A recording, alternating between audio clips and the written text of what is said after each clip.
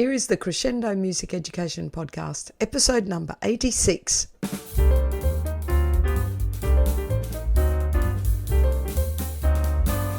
This podcast is being recorded on the lands of the Turrbal people. I acknowledge them as the traditional owners of the land and pay my respects to elders past, present and emerging. They were the first music makers on this land. Welcome back to the Crescendo Music Education Podcast. Now, if you're just coming in to the middle of this series, we're talking about music teacher well-being. I've got a special guest, Beth Duhon, who has a book that you should all grab and read. And in this episode, we're talking about meals and food and looking after yourself, fueling your body for our fairly tricky job that is music teaching. So before we get into our hints from Beth, here's a few more from me. I do love my cooking in the evenings if I get a chance to do it. So here's a few little hints from me that's helped me with my food prep. So I ask friends for recipes and food prep ideas, and I have a collection of recipes. I'm not as efficient at this as I should be. They're in a couple of different places, but asking your friends for things that work, things that are tasty, things that are quick, things that are nutritious, and keep a collection of your favourites. Create an Excel doc to store all of these things. Mine is in its infancy, but it's slowly getting there. And you can even put links in your Excel or you could use Google Sheets, whichever you use. And you can even put in a link to the website where you found that recipe. Now, I got this idea initially from Katie Argyle. Thank you, Katie. Midnight Music, you rock. So that's great. Create that Excel doc to help keep track of things. Plan ahead. It really makes a difference. I do shop once a week because I like to have fresh things. It's actually fairly rare I have to even go and grab bread and milk. Sometimes I may have to grab fresh bread, but that is about it. We don't eat as much bread as we used to anyway. So if I plan ahead and I shop once a week, and not huge shops, only the two of us now, and it's so valuable. Work out what you're going to cook, when you're going to cook it, and buy to that shopping list. Also saves a mountain of money if you can shop to a list. Cook in bulk if you can. Batch cook. Hey, it works for planning. It works for cooking as well. Batch cook. So tonight I'm going to make teriyaki beef with mince from Nagi Dinner. The Recipe Tin Eats book. Love it, love it. And I'm going to make enough for at least 2 nights for my husband and I. Why would I make something like that? Go to all of this bother. Not that it looks hard. And I may as well make it for a couple of meals. So cook in bulk. Batch your cooking.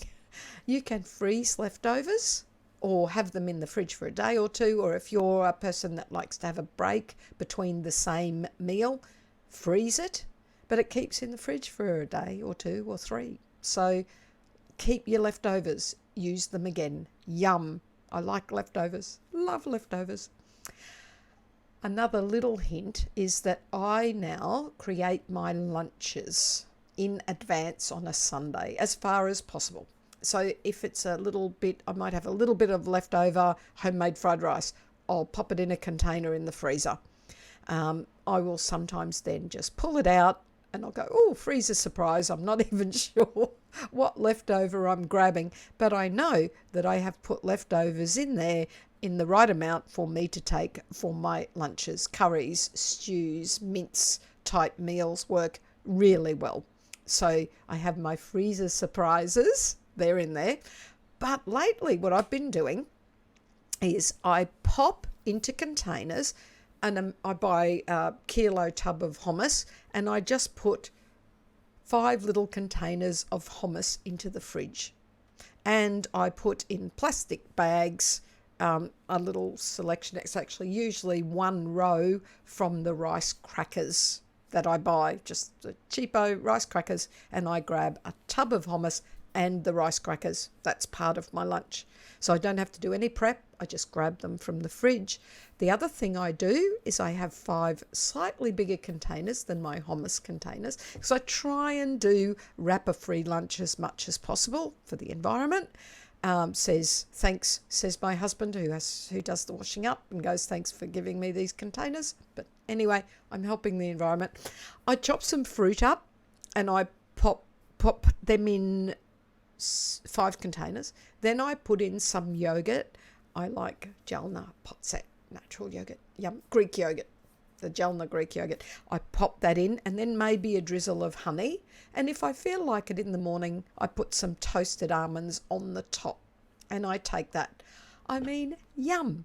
But now all of the prep is done on Sunday afternoon, and I'm right for the week. So, a little bit of a rave, but I thought I'd share what I do, because I really find that works well. I was nowhere near that organised when I was also looking after my 2 sons and my husband. Okay, I will be honest, my husband did his own lunches and he tended to do the boys' lunches. So anyway, I was not as organised back then, but I am now. So you can take some advice from me if you wish. And now, let's get on to Beth and have a chat with her about food and meals. Now, I think we should go on to meals. Yes. Shall we do that? Yes, ma'am. Oh, wow. Meals. All right. No, I won't. I'm actually pretty good at meals now, because it's something that I enjoy cooking, and I plan the meals and I make time to cook. That's a little bit of my time. And also, at my stage of life, I am an empty nester now. My 2 beautiful sons do not live here. So it's just my husband and I and the puppy. So I take time to cook and make nutritious meals. Well, I try to. Nutritious, tasty meals. But it's a lot of effort. It's planning the meals, planning the shop, making sure they're quick, or doing some in advance. So what are your thoughts around well-being and meals for the busy music educator? Debbie, these people eat 3 times a day. It's exhausting. Myself included. Some of the things at school, I like to have my own classroom pantry. So I go ahead and intend, now it may be more convenience foods. It may not be that environmentally savvy, but I like to have just a pack of low sodium V8s, some string cheese in my fridge. Okay, sorry, can you go back? What was the first thing you said? Low sodium V8 juice. Oh, V8 juice. Yes. Okay, got it.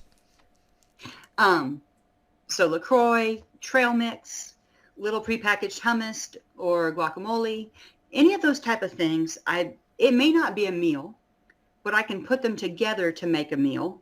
Uh-huh. And if I eat just one or a little bit of them, or maybe I grab a fruit or a yogurt, I'm not trying to microwave a lean cuisine down in the lounge and fight everybody for fridge and microwave space. I can be in my room, grab those things pretty easily, and pretty much they're all, maybe not the healthiest food on the planet, but pretty okay health-wise, and I won't feel worse after eating them.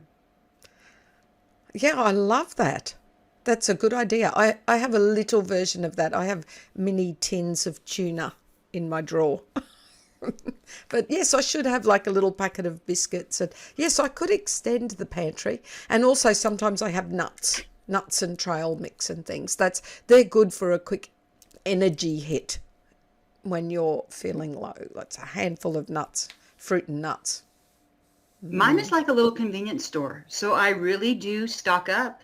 I bring in the bottled waters. I bring in everything for the week. And then as I get low, I just restock. And that way, I have a teacher I'm with this year. She's actually the long-term substitute for the Music 2 position. And if she's hungry or hasn't had her lunch or something, I can offer her something from my pantry. Like I said, it makes things a little bit easier for me, because I don't know about you where you are, but if I try to run out to get lunch, it's not going to be very economical. It's not going to be very healthy. And I'm literally driving there, grabbing it, wolfing it down, and then in 2 minutes, kindergarten's coming in. It's just not the most relaxing situation for me. No, it actually creates more. I think I would rather be hungry than race out and try to do that. Agreed. I do love that, a classroom pantry. Yes, I think that's a great idea. I can think of some teachers who would want to come and raid it all the time. But anyway. Right. Oh, I think that's great. Yes. And what about your meals at home? Are you the chief cook, or do you share that? I am in the loosest sense of the word, but I'm going to give you a couple gadgets that are fun for it. I have a hard-boiled egg cooker, which is like, it tastes like a one-task machine. It literally just hard boils eggs. But instead of struggling with it, you just use that machine and instantly you have hard-boiled eggs for the week for whatever you want to use them for. The other one I like is my rice cooker. Oh, yes. Once again, I'm not great at cooking eggs. I'm not great at cooking rice, but I can work the machines. And if you have hard-cooked eggs and rice, you have a pretty decent start to a meal. Yeah. And then if you add a simple protein or something. I'm also, right now, we're on a big kick. I'm definitely in praise of the rotisserie chicken and bag salad. Ah, yes. Yes. Yes, if you've got to grab something takeaway, grab a cooked chook and a bag of salad. Yes. We're also fruit people. Like I said, there's 3 of us at our house, and we try to have a fruit after almost every meal, but this is not anything crazy or high prep. You know, a carton of berries, and I rinse them and put them out. Or make sure that we have cuties that my son and I can grab for our lunchbox in the morning. Banana, just something easy and portable. Like I said, convenience is a big priority, followed by health. I think that's amazing advice. And I think that we could all rethink how we plan our food for during the day.